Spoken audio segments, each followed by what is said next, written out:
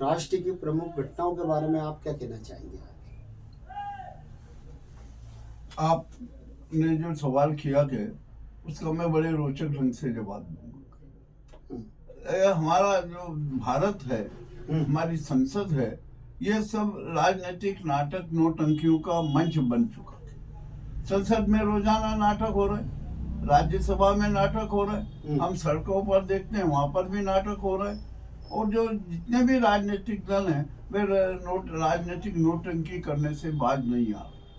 आज संसद का जो शीतकालीन सत्र था वो बलि चढ़ गया, कोई किसी प्रकार का काम नहीं होने पाया। और यहाँ पर तो इस बार मजेदार बात यह रही कि इस बार विपक्ष ने नहीं, सत्ता पक्ष ने संसद सत्र को बाधित करने का किया। कुछ न कुछ नए जनता को भ्रमित करने, ध्यान भटकाने के लिए ये सारे नाटक किए गए और संसद का बोला। हम तो एक बात खुले रूप से कहते हैं, अडानी के बारे में आप चर्चा क्यों नहीं करवा लेते? खुलेआम करवा लीजिए, बहस करवा लीजिए, डर क्यों नहीं? एक अभी जो सोरेस के मामले का वो लेकर आया, जो सोरेस का मामला था कि कांग्रेस को घेरने का था, अब उल्टी जो कांग्रेस को घेरते घेरते भाजपा ही घिर गई। भाजपा के अनेक नेताओं के संबंध, उनके पुत्रों के संबंध सोरेस से निकले। तो क्या अब ये उन जिनके संबंध है उनसे भी जो मंत्री भी बने हुए हैं, क्या उनसे ये त्याग पत्र लिया जाएगा? और सबसे बड़ी बात तो आज बहुत ही अच्छी एक घटना घटी। स्वामी जी ने तो आज मोदी जी का पोस्टमार्टम कर दिया। स्वामी जी ने स्पष्ट कहा कि मैं मोदी जी का दोस्त रहा, उनके साथ रहा, पर और मैं उनको बड़ा अच्छा आदमी समझता था। जब मैंने उनकी जो सारी कार्य पद्धति देखी, उनका जो चरित्र देखा, तो मैंने उनसे दूरी बना ली।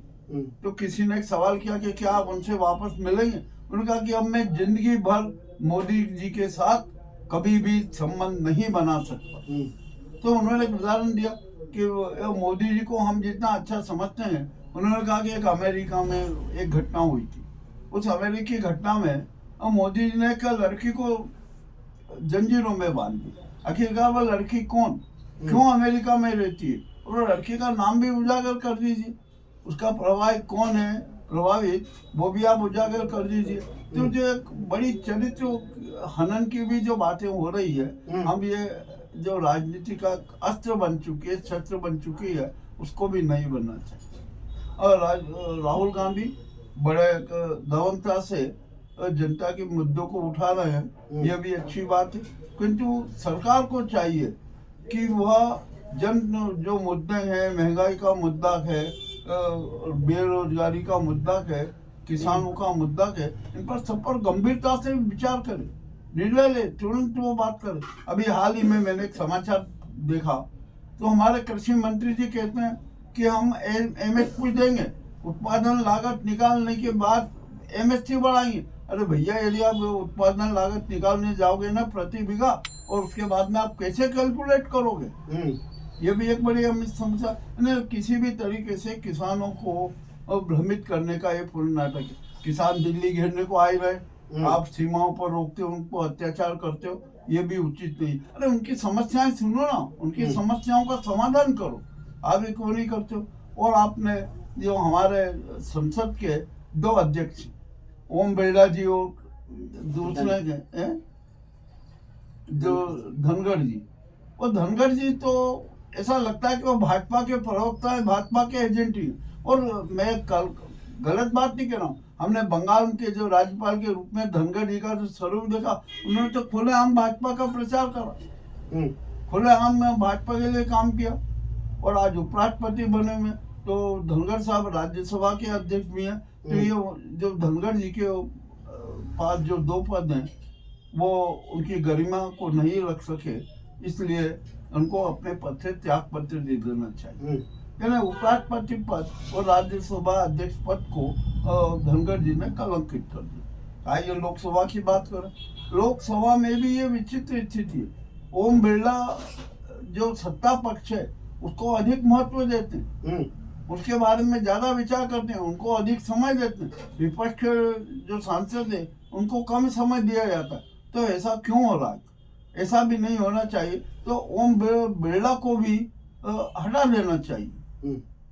मैं तो साफ कहता हूँ कि ओम बिरला और धनखड़ जी को तुरंत स्वैच्छिक रूप से त्याग पत्र दे देना चाहिए, परंतु वो ऐसा कर ही नहीं रहे, जमे हुए हैं। जब तक नाजी सरकार है तब तक रहेगी। अब ये जहाँ तक एक सवाल है ईवीएम का और चुनाव आयोग के राजीव कुमार की सारी पोल पट्टियां उजागर हो चुकी है, उनकी झूठ भी उजागर हो चुकी है। उनको पद पर बने रहने का ऐसे एक पल भी अधिकार नहीं है। अब जनता कह रही कि वो तुरंत त्याग पत्र दे दे, किंतु हम उनके त्याग पत्र से कुछ काम नहीं बनेगा।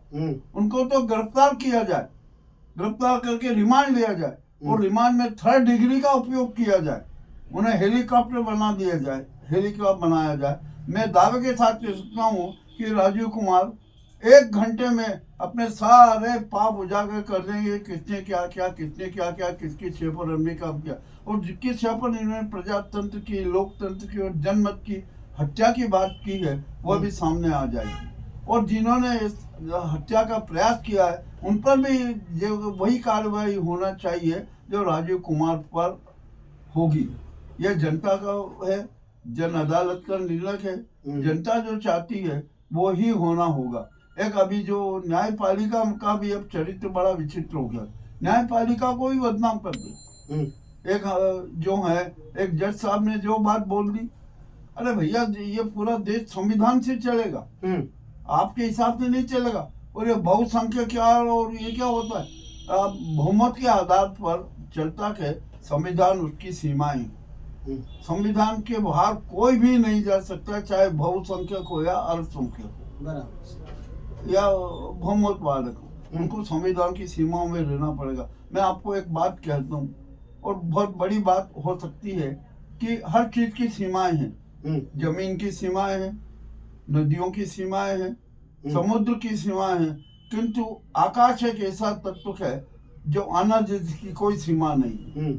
आप आकाश को देखोगे हर जगह आकाश दिखेगा।